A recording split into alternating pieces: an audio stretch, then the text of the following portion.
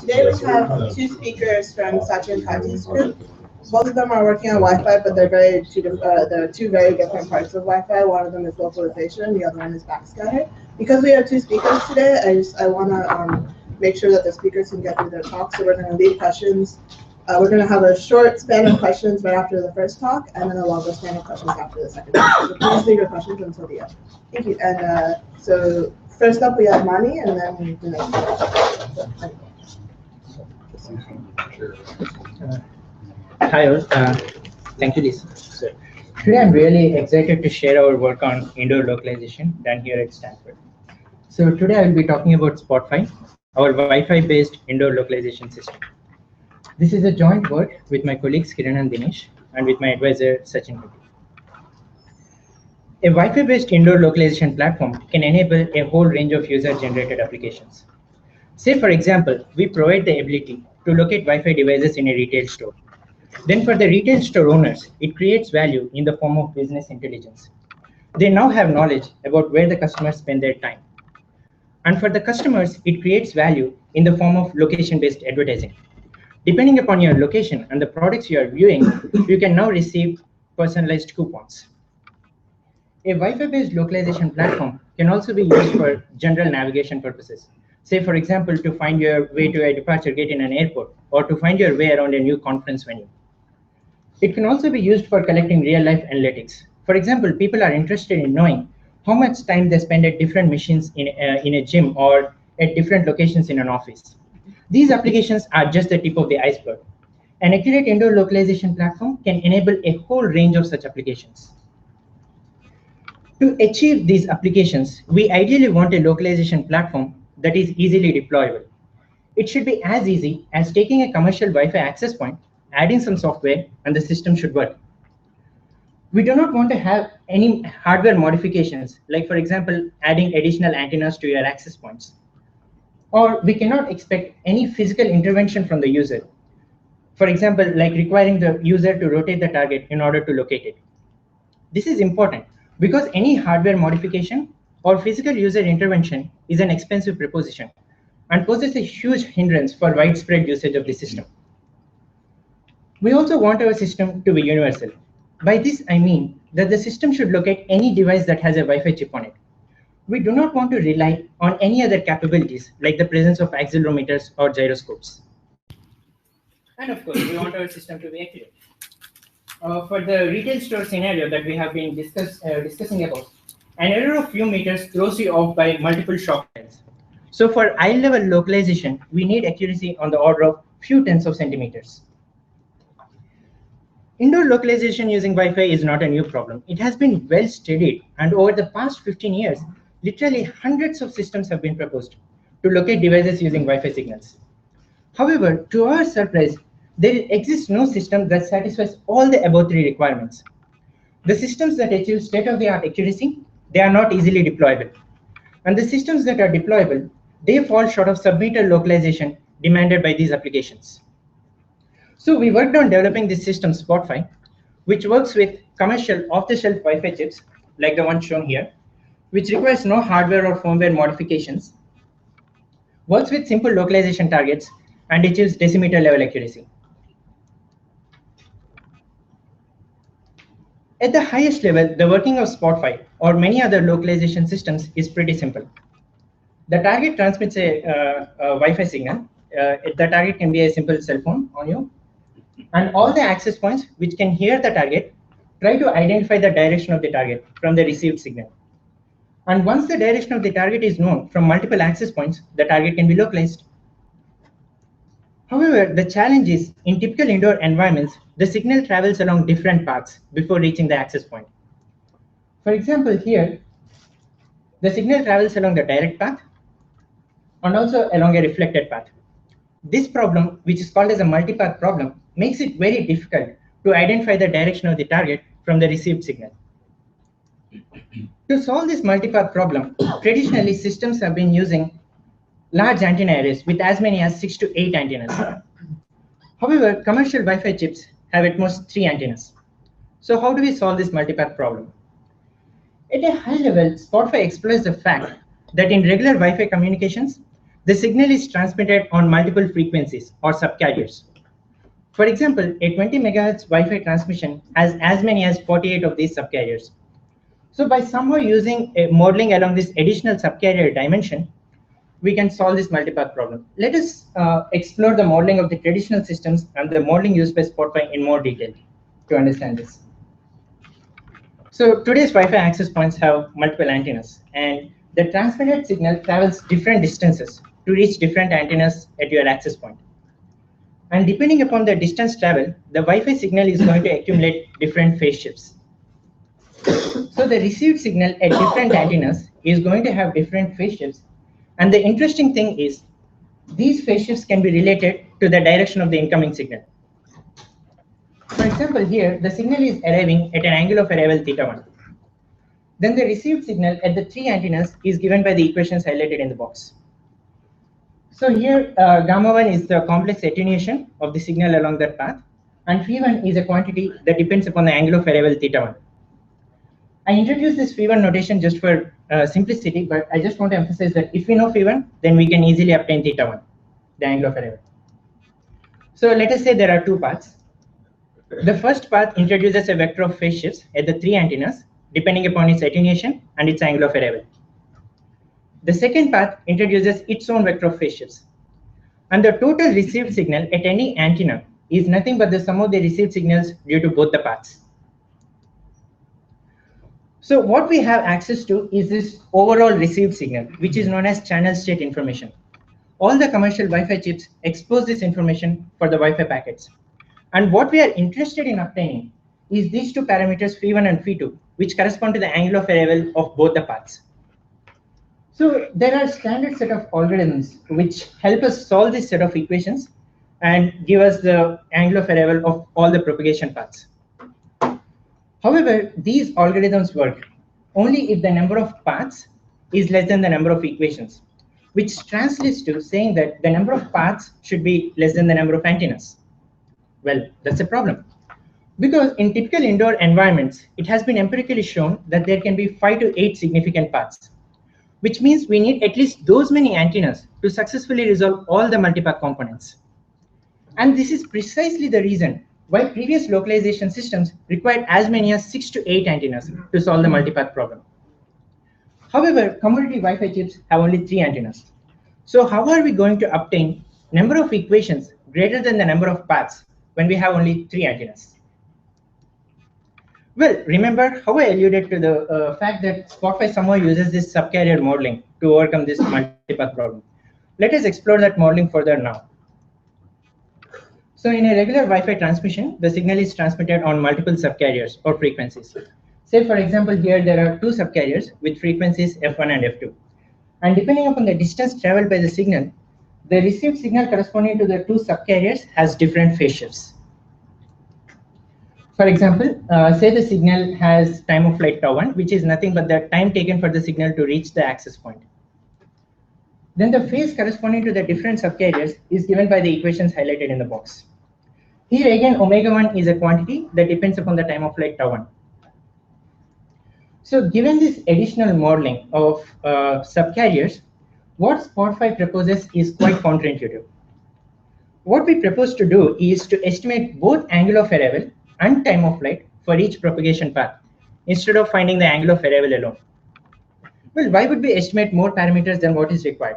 The answer is this way we obtain more number of equations in terms of the parameter of our interest, which is angle of arrival.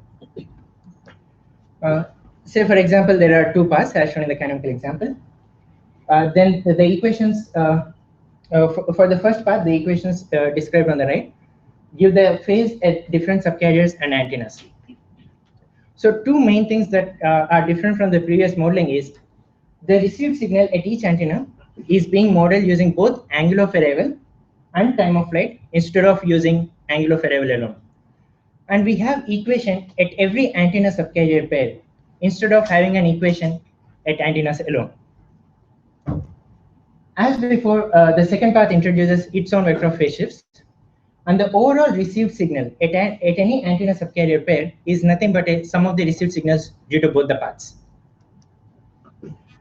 As before, we are given this overall received signal or channel state information, And what we are interested in obtaining is the angle of arrival and time of flight of all the propagation paths. Well, now we can use the standard set of tools to solve this system of equations. Why? Because the number of equations is no longer being limited by the number of antennas. In fact, we have now the number of equations equal to the number of subcarriers times the number of antennas. For example, for the Intel 5300 Wi-Fi chip used in our experiments, we have as many as 30 subcarriers and 3 antennas. So we have 90 equations, which is much greater than the 8 multipath components. So we solve these equations to find the angle of arrival and time of flight of all the propagation paths. For example, here θ1 and τ1 represent the angle of arrival and time of flight for the first path. Given that we solve the multipath problem, we want to identify the direction of the. We want to identify which of these paths is the direct path, because direct path is the path which contains the information about the direction of the target, not the reflected paths. So one can observe that the direct path travels the shortest distance and hence has the smallest time of flight. We can in fact use this to identify the direct path. Just declare the path with the smallest time of flight as the direct path. How do you know that the direct path exists? Exactly. So in many indoor scenarios, direct path may be very weak or may not even exist, for example, due to obstructions like a concrete pillar. So in those cases, how are we going to identify if a direct path exists? And if it exists, how are we going to distinguish it from the other reflected paths? But you don't really care whether it's a direct path or not, right? I'm sorry? You don't really care whether it's a direct path or not. We are interested in the direct path because the direct path gives the direction of the target. Seems that if there's no direct path, you can't get that information. Then we do not want to consider the measurements from that particular access point if it is not the direct path. We do not want to. So we are going to use another characteristic of regular communication to solve this direct path problem. So whenever you communicate, you are not going to transmit a single packet. You are going to transmit a bunch of packets. So we are going to use multiple packets to help us identify the direct path. So whenever a wireless environment changes, the angle of arrival and time of flight estimates change slightly too, from packet to packet. Say, for example, here I plot the angle of arrival and time of flight estimates for 170 packets in one of our experiments. And I have normalized the angle of arrival and time of flight values so that both the axes are to the scale. And this horizontal line represents the angle of the direct path in which we are interested. So there are some visually some obvious things in this measurements over the packets. First thing is this angle of arrival and time of flight estimates form different distinguishable clusters corresponding to different paths. And we are interested in obtaining the parameters of this particular cluster because that corresponds to the direct path. Well, we can visually see that there are some characteristics which are different for this direct path cluster. What we did was just to quantify these parameters and assign weights to each of these clusters. So our first parameter is time of flight. As we observed before, the direct path has a small time of flight. So the smaller the time of flight, the more likely it is the direct path. And second, tighter cluster. So when the environment changes slightly, the angle of arrival and time of flight estimates of the direct path vary less compared to the estimates of the other paths. So the tighter the cluster, the more likely it is the direct path. The one on the right, why is that lower weight? It looks like a tight cluster. Because time of flight is larger. Let me get to that later. And the third thing is the number of packets. The more the number of packets, the more likely it is a direct path rather than some spurious or anomalous path. So we are going to combine these three parameters to arrive at a direct path likelihood value for each of these clusters. And we are going to declare the direct path as the path which has the highest direct path likelihood value. So once we obtain these direct path measurements from all the access points, we are going to fuse the information from multiple access points to identify the location of the target. So each access point has now provided us the direct path angle of arrival, which says us the direction of the target. And it also provides us a signal strength value, which acts as a rough proxy for how far the target is from the access point. And we have this information from all the access points. So we are going to identify the target location as the one which best explains the angle of arrival and signal strength measurements obtained at different access points. However, the important thing is we weigh measurements from different access points differently. Specifically, if an access point has more confidence that the path it has reported as a direct path is indeed the direct path, then the localization algorithm is going to give much more importance to the measurements obtained from that particular access point. So we refer the audience to the paper for a more detailed description of the algorithm, how we are going to obtain the target location given the channel state information measurements. From the design description, it is clear that the SpotFi works with commercial Wi-Fi chips and does not impose any constraints on the target. I would like to conclude by showing that SpotFi indeed achieves the required accuracy in real-world applications. So we deployed SpotFi in one of our buildings across almost an entire floor. These red squares denote the target, the access point locations, and the blue circles the target locations. Our access points use Intel 5300 Wi-Fi chip and have 3 antennas, and our targets have a single antenna. So at each of these target locations, we placed our target, and we transmitted a bunch of Wi-Fi packets. And we collected the received signal from 6 of the surrounding access points. So the performance of any indoor localization platform is going to depend on the multipath environment, the presence of metallic objects, the density of the Wi-Fi deployment, and many other factors. So we started out by replicating the evaluation scenarios used in previous state-of-the-art systems. Specifically, we used an indoor office-like scenario with an area roughly 16 by 10 square meters. We have 5 to 6 APs, and the environment is multipath rich, but each target location has 4 to 5 APs with strong direct path. So in these experiments, SpotFi achieved a median localization error of 0.4 meters. To put this number in perspective, the previous state-of-the-art systems required as many as 6 to 8 antennas or a rotating antenna to achieve similar accuracy. We further stress tested our system by testing it in locations where the target just has like a couple of access points with strong direct path, and in corridor scenarios. For example, this particular target location has 2 access points with strong direct path, but the rest of the access points do not have a strong direct path because they are behind obstacles like walls or pillars. So in these scenarios, SpotFi achieved a median localization error of 1.3 meters.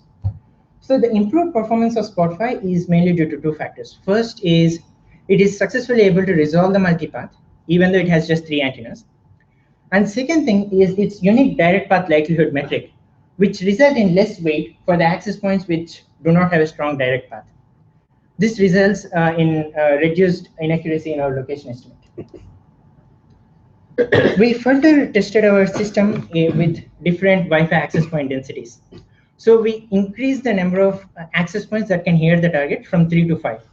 As expected, the localization error decreases with increasing deployment density. But the interesting thing is, even with 4 access points, SpotFi was able to achieve a sub-meter localization error. So to summarize, we use the channel state information provided by commercial Wi-Fi chips to localize any Wi-Fi target, and we achieve an error of few tens of centimeters using this system. One of the main contributions is the ability to extract the time of flight information from the Wi-Fi chips. We have till now used this information just to improve our angle of arrival accuracy. We are looking to incorporate even this time of flight estimates into our localization framework in future. With that, I open to questions. Thank you.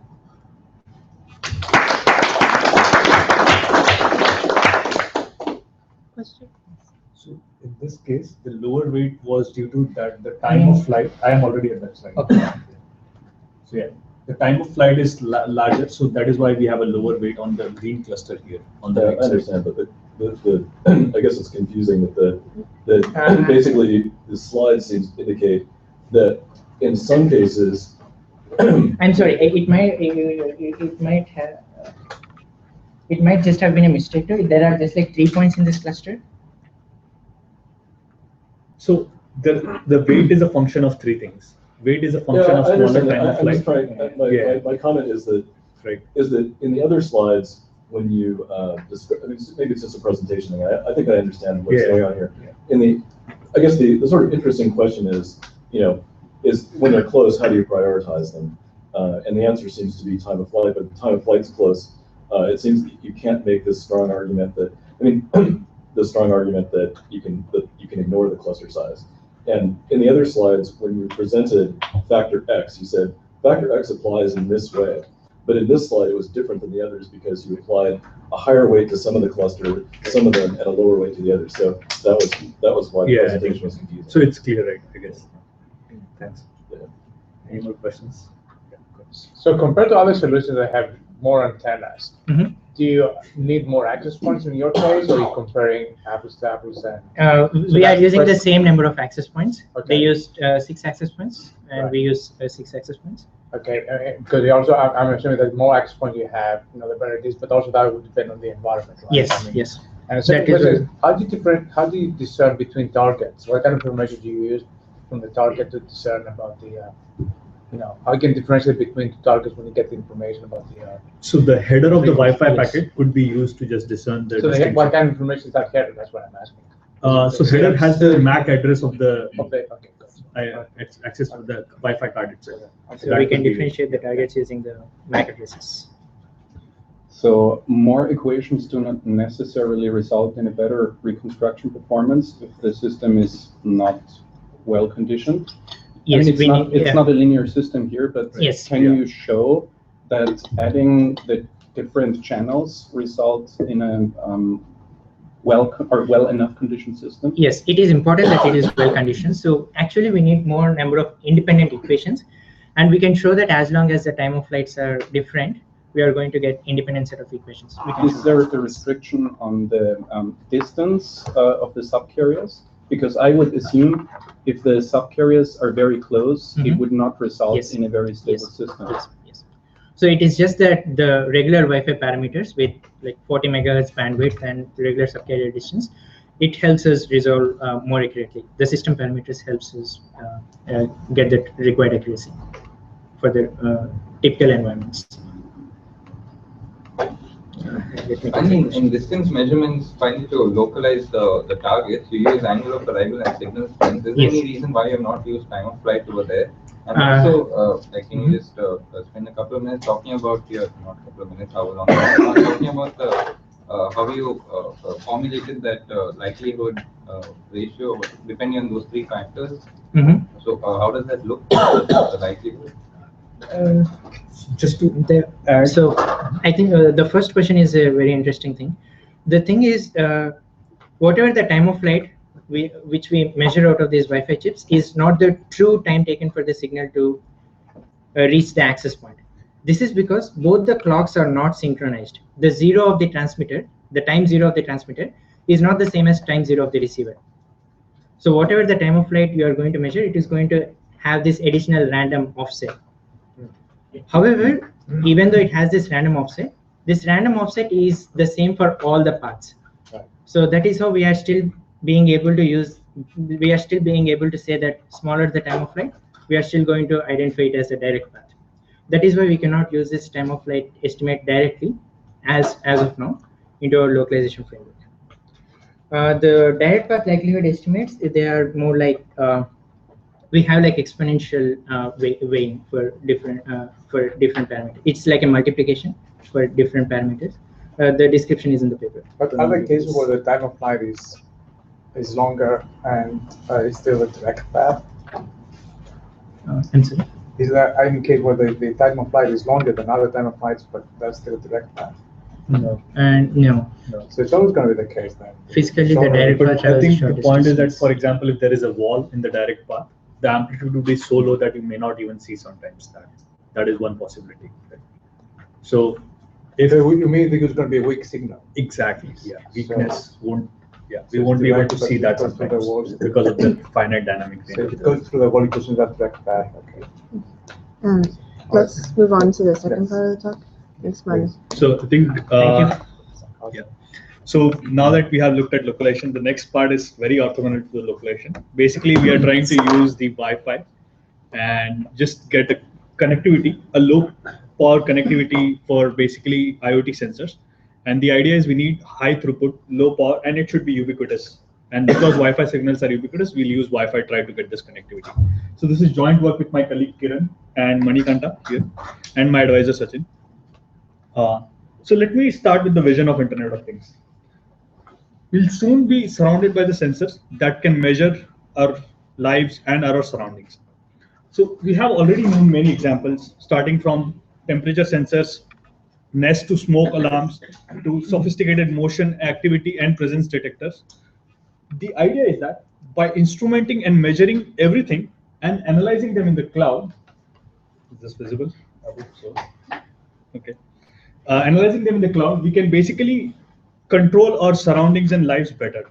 To realize this vision, however, we need this connectivity at these sensors to be ubiquitous and be able to have sufficient range and sufficient throughput. This part would be the focus of this talk. So let's step back and see what would be an ideal solution to connect these billions of IoT sensors to the internet. So the first, the connectivity should be ubiquitous. Ideally, as ubiquitous as Wi-Fi is present everywhere. Second, we want these IoT sensors to consume very low power on the orders of 50 microwatts.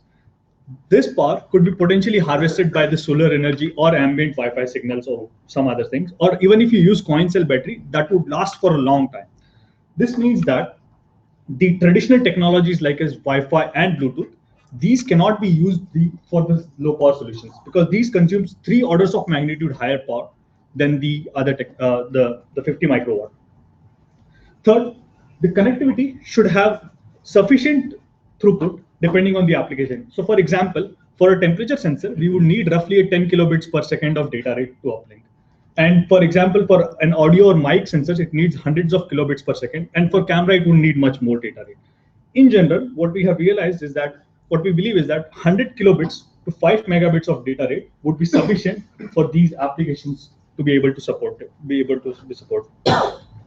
Finally, we should have a sufficient range to support these sensors. For example, if we had in a typical room, we would like to have roughly a range of 5 to 7 meters. So this is what we would like to have in a connectivity solutions for IoT sensors. So we present BackFi. It provides a novel communication link that provides high throughput, low power connectivity between the IoT sensor and the Wi-Fi AP. The key insight behind BackFi is instead of requiring these IoT sensors to actively transmit a signal, we use the reflections, we use the actually existing Wi-Fi signals and reflect them in a fashion that the information of the IoT sensor data is impressed upon those reflections. So this would need first the IoT sensors to be able to reflect be able to change the reflections on the incoming Wi-Fi signal, and we need an access point which can decode these reflections. So in BackFi, the Wi-Fi AP doubles up as a reader for these IoT sensors, and also be able to able to decode the existing Wi-Fi clients. And the sensors are able to change these reflections. So thus, BackFi is let me put the BackFi in the same chart as we discussed earlier for the connectivity. So BackFi is a communication system that piggybacks on existing Wi-Fi ambient Wi-Fi signals. And since it uses Wi-Fi signals, it's everywhere, it's ubiquitous connectivity solution. Second, it consumes less than 50 microwatt. We'll see soon enough because it's using just the passive backscatter reflections, or it's just trying to come up with a technology which can reflect the signals which are incoming. It consumes very low power. Third, it can support a 6.67 megabits of throughput, support and provides a range of 7 meters. So before we dive into the design of BackFi, let me quickly give you an overview of all the related work. BackFi is certainly not the first backscatter communication systems proposed. In last century or so, you can start looking at a lot of a host of work in this area. So we'll classify these whole set of works of area into 2 areas. The first is Wi-Fi based backscatter. So this is a work very recently being focused on, And the unique part about this is that because it uses Wi-Fi, it's ubiquitous and it is low power, but the current throughputs are 0.5 kilobits per second, and they provide a range of 1 meter using these systems. The other is classical RFID based work. In classical RFID based work, we definitely get low power, really high throughput, and sufficient range, but these RFID signals are not ubiquitous, meaning that the RFID reader needs a special signal to get uplink this data, and they are not widely deployed as widely you would like them. So in this talk, we'll look at BackFi, which basically uses Wi-Fi signals and provides all the other capabilities you would have from an RFID backscatter system. So let me just go over the overview of the BackFi system. So BackFi system has a Wi-Fi AP which doubles up as a backscatter reader. Since the BackFi AP, hence the BackFi AP can also transmit these Wi-Fi signals. So while this BackFi AP is transmitting these Wi-Fi signals to standard client, these signals are incident upon an IoT sensor as well. And these sensors encode the information in the reflection and reflect back to the BackFi AP. So the first part is we need to design an IoT sensor which can change the reflections. And the second part is we need to design an access point BackFi AP which can decode these reflections to get the sensor data. So let's focus first on the IoT sensor part. So the IoT sensor is same as a typical sensors on the RFID backscatter stuff. So we have a sensor. Whenever it sees a Wi-Fi signal incident upon the sensor, it basically converts its sensor data into ones and zeros. This data is then converted into a modulation signal, which then is multiplied to the incoming Wi-Fi signal and then reflected back. So at a high level, the idea I want to you have to take away from this is basically it just changes the phase of the incoming signal and reflects back with a certain value. And this value is basically the phase which is changed here is the information encoded into this reflection. So this is similar to what the RFID readers does, and hence I won't go into the details of how this is achieved. But now that we have established how the IoT sensor works, let's look at how the BackFi AP works to decode these signals. So unlike the earlier depiction, where we have just this transmitted signal, Wi-Fi transmitted signal, and the reflection back from the sensor, the Wi-Fi signal transmitted not only goes to the sensor, but it goes to everywhere in the environment. And everything in the environment, the human, the table, furniture, and everything reflects back these Wi-Fi signals. And all these reflections we call as the environmental reflection. So basically, the signal received at the BackFi AP consists of the sensor backscatter and the environmental reflection. So now to decode the sensor data, the first challenge is, of course, to eliminate the environmental reflection. And then once you have eliminated this, we use the sensor backscatter to basically get the sensor data back from the sensor. So let's see why the environmental reflection is a challenge. So let me show you here a typical Wi-Fi signal transmission on the spectrum domain view. So basically you have on x-axis frequency, on y-axis there is a power of the transmitted signal. The gray signal here represents the transmitted Wi-Fi signal, and now the green dotted signal represents the sensor backscatter which we receive from the sensor, which is placed 0.5 meter away from the AP. And the orange signal here represents the environmental reflections. As we can see already, the orange signal is much stronger than this weak green signal. Hence, when we receive this signal back from the entire environment, we'll totally obscure this green signal and we have no visibility on this green signal. So the natural choice to eliminate this environmental reflection is to use self-interference cancellation, because this was developed as a part of full duplex radio work at the Stanford itself. So let me just give you a brief overview of how self-interference cancellation works. The idea is very simple. We have a transmitted signal and it's connected to an antenna, and this antenna has connected a receiver. Now basically, the way self-interference cancellation works is that it has its transmitted signal, goes to the environment, all the reflected signal comes back, and you have a cancellation filter design such that it estimates all these reflections and eliminates all the self-transmitted signal and eliminates all of these reflections. So if we were to apply the same technique to the BackFi decoder, what we will end up doing is this cancellation filter would end up eliminating both the sensor backscatter and the environmental reflection. The reason is because the self-interference cancellation sees both of these signals as the reflection of its own transmitted signal, it would eliminate both of them. So the idea is we design a link layer protocol where at the wake up, the sensor do not turns on its backscatter. And during this period, the cancellation filter models the reflections, and it only can measure or see here the environmental reflections. Now, it uses this period to train the cancellation filter to only model the environmental reflections. Now that we have modeled the environmental reflections here, we turn on the sensor backscatter. Now, during this stage, we also turn on the cancellation filter, which has estimated the environmental reflections only. So after cancellation, we'll be left with just the sensor backscatter. So this is how we first eliminate the environmental reflection. Now that we have the sensor backscatter, how do we get the data or the IoT sensor data out of this? So again, going back to the drawing board, our sensor backscatter is function of three things: a transmitted signal, the IoT sensor data which the sensor has impressed upon it, and the wireless channel distortion in between them, the transmitter and the sensor here. So we obviously know the transmitted signal at the BackFi IP. We do not know the IoT sensor data and the wireless channel distortion. So we'll use mathematical modeling here to see these things, and then able to eliminate, we'll try to decode the sensor data based on that. So to build a mathematical model, let me just say that there is a transmitted signal which is represented by X, and it goes through a wireless channel distortion H when it reaches the IoT sensor. And the sensor, as we previously established, takes any incoming signal and multiplies with its data. Here we'll represent the theta with the data. I think the basic idea is of this math will be very evident very soon. I think the point is so the channel, once it sees back, this reflected data is X convolved H, and the theta is the sensor data. And what we receive back is the same thing, which is again convolved with H.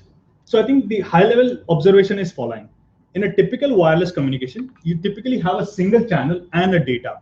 However, if you see here, theta, the data, sensor data, is sandwiched between two of the channel observations, right? This is the fundamental difference from the typical, most of the typical wireless communication.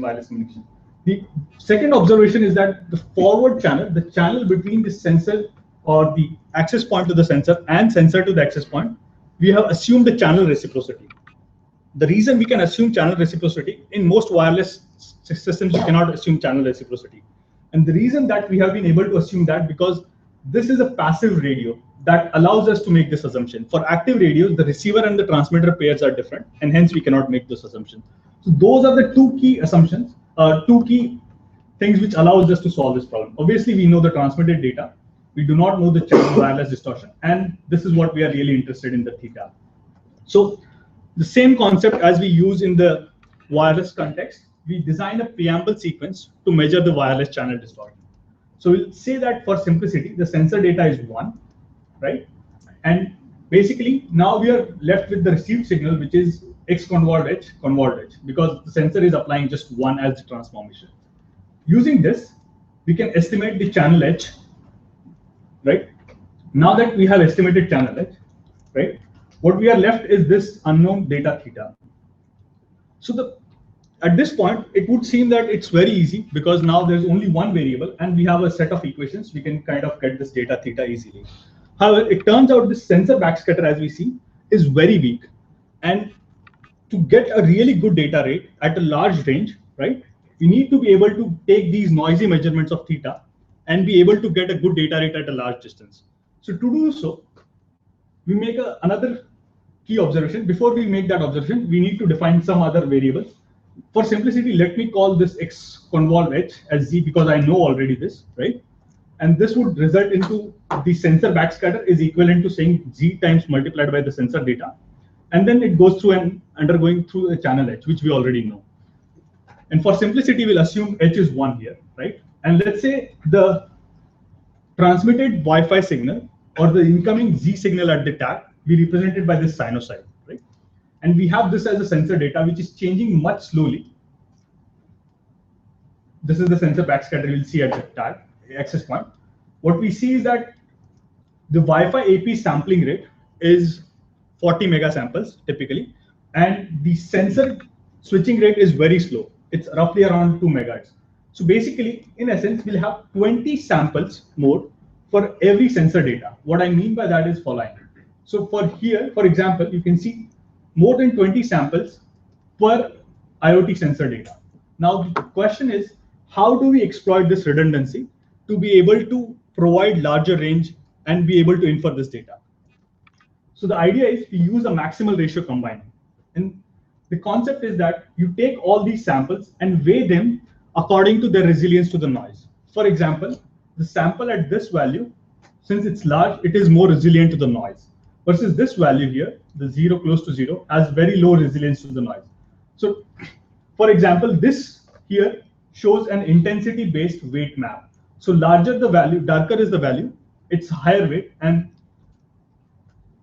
so darker, the higher the value, it has a larger weight, and lower the value, it has a smaller weight. This is shown by the intensity map. And we use these weights and multiply with the samples and combine them together to form an increase the signal to noise ratio of these sensor data. And this is the technique which allows us to achieve large data rate at a very 5 to 7 meter range as well. So to just complete the picture, the last part wraps up the design, and more details can be referred in our paper. But this is our design of the sensor. So we use a Nordic-based digital control board, and this is our modulator design, which allows us to do up to 16 PSK. Earlier, I showed you that only 2 phases, but we can do up to 16 different phases with this. And this is the switch board, which allows us to control the silent on-off backscatter prototype. And this, on the right-hand side, we show the BackFi access point, which has a transmitter receiver, and this cancellation filter, which allows us to eliminate the environmental backscatter.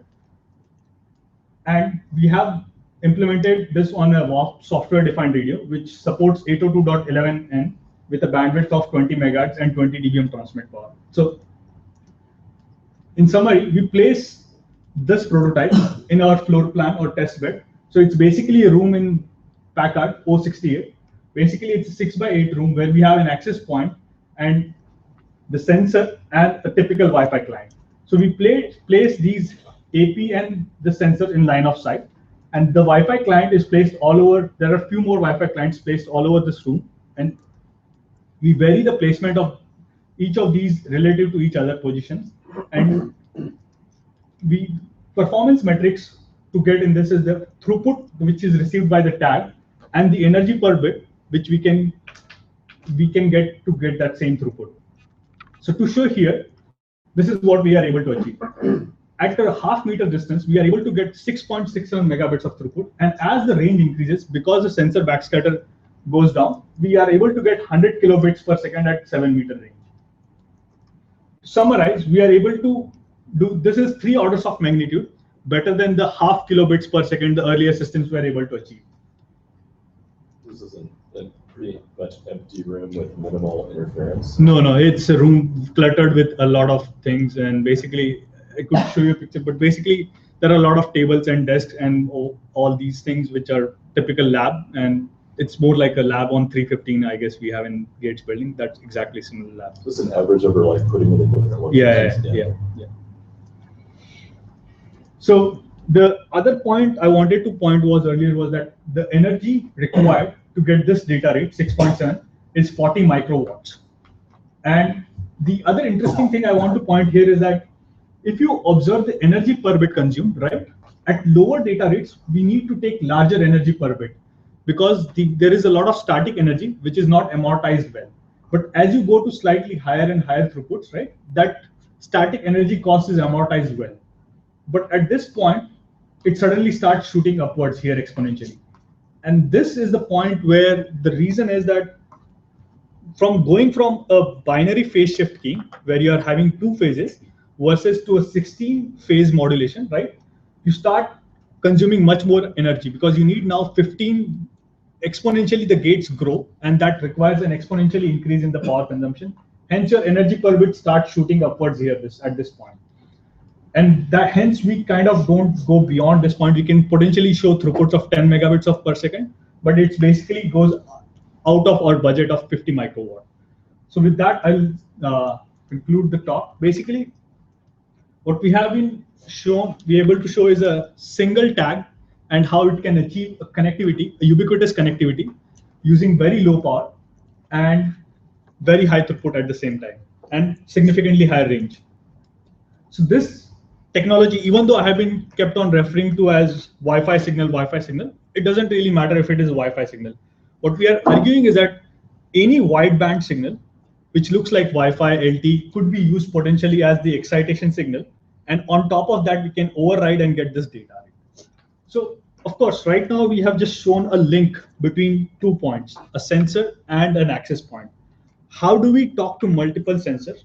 How do we try to coordinate them? And how do we get higher range? Right now, the range is also limited to 7 meters, which is not great enough, because even if you take a typical office deployment, right?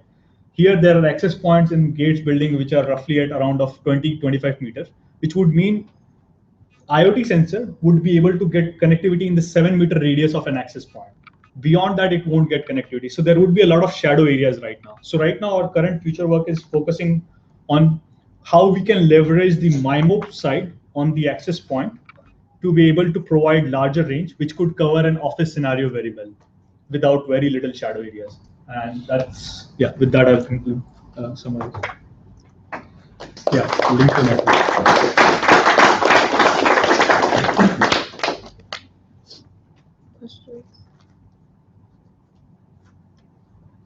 You made an assumption early on that you could cancel out environmental noise so you can find the backscatter. Right. Have you tried it out in a dynamic environment where there are active people and movement in the space? Because that environmental noise is not... So the duration of the packet is roughly on the order of millisecond. And every new packet has this phase of silent period, which is the period when you estimate the environmental reflection. And then there is a data period, right? And these occurs at a level of millisecond level. So basically, think of following: if Wi-Fi packet on a millisecond order can be decoded, the same goes here as well. The environmental reflections or environment change is minimal during this 1 millisecond time. And every 1 millisecond, it's recalculated because there is a silent phase, which basically allows you to estimate the environmental reflection again and again. So it's...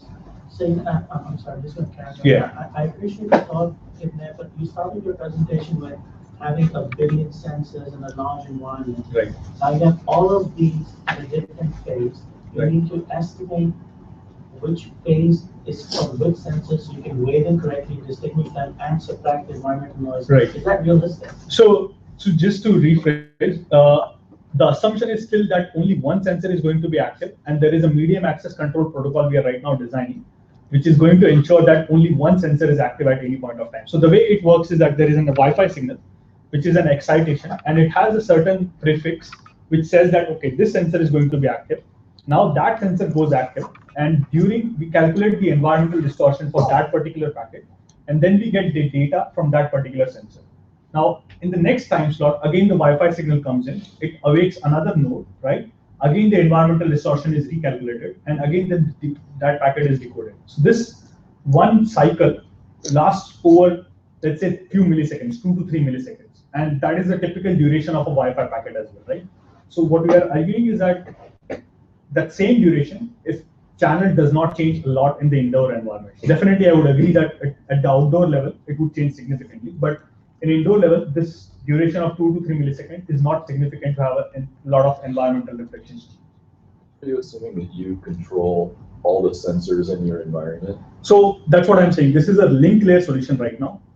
We haven't yet, so we are in progress of making a network level solution right now. So what I've shown you is just a link. I'm not talking more about how I am able to control multiple sensors. And we haven't yet, frankly, demonstrated we are still in process of building this prototype and deploying them in our building and seeing what is the best medium access control mechanism. But given that somebody has given us the channel, how are we going to use that channel is what this work is we are trying to demonstrate. And I think going forward, that's our next point, and that I think aiming for the next second, I guess.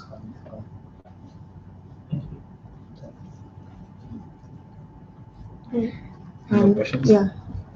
On Wi-Fi localization, yeah, good. Doesn't this fall into the framework of classical adaptive equalization of network? Trying to characterize the network, Right. It's linear. Right. So it's not exactly, it's a non-linear here because there are two channels overriding on the same. So it's first you go through a channel, then you get multiplied by data, and then you get back into another channel, right? So it's a non-linear, data is encoded into non-linear, and that's why it's slightly different. Standard decoding schemes cannot be used to decode this. So that's easier. So there is a convolution, x convol h, and then there is a multiplication, which is a non-linear because of, and convolutional is a linear operation, which is a non-linear multiplication. And then there is another convolution on top of that. It basically makes linear, non-linear, and linear. So it's basically a non-linear system. So that would differentiate it from all the other. Right. So I think on that fact, there is one. So I think one question that has been seen is that the same problem is what RFID might face, but the way the RFID systems are able to distinguish this environmental and the non-environmental, the actual data, is basically they excite with a tone, right? And the non-linear operation basically creates side humps, right, on the frequency domain. So the removal of the environmental in the RFID system is much easier. You just do a DC nulling or a null on the tone itself, and you have these two side lobes on which the data is riding. So that's what you can use in the RFID system. The problem with the Wi-Fi is that you're trying to transmit this wideband signal, right? And when you're transmitting this wideband signal, each of these wideband signal has a tone in between them, right? And their side lobes are mixed with each other and basically combine in the same band, right? So now you need a sophisticated way of eliminating the environment and the data. And that's where it differs from the RFID work in that direction. So because I think one could potentially say, why not use the same step? What RFID does, we cannot use it because it needs RFID just needs a DC nulling to remove the environment. Here we cannot do the same thing because it's a multi-tone architecture. Last question. Yeah. Is this compatible with full duplex radio too? So when you say it uses full duplex radio as a base, yeah, it is compatible. So you can use a full duplex radio, and on top of that? Cool. So that's a good question actually, and that's a very interesting question. So the point is that because I'm using uplink right now to get the data from the IoT sensor, can I also get another node, another Wi-Fi node to uplink data to me? Okay.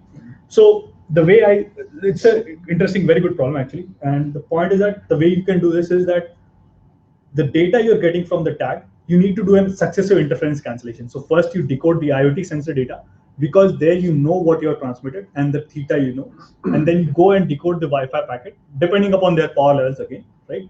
So you need to do some successive interference cancellation, and it definitely would hurt your uplink on the full duplex radio. So yes, that's the. Okay. Let's take Manikanta and Dinesh again.